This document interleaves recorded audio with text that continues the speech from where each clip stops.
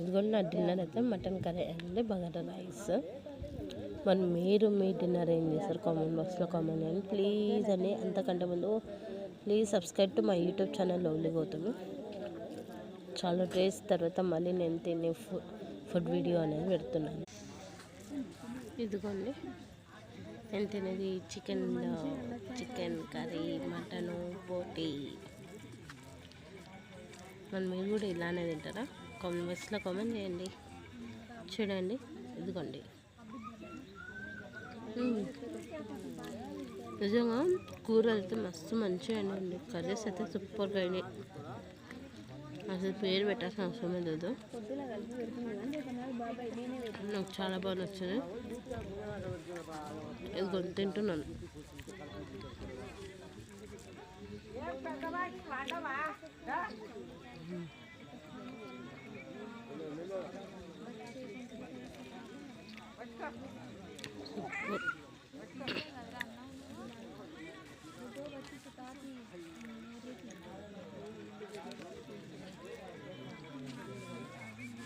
నిజంగా curries super అయినాయి.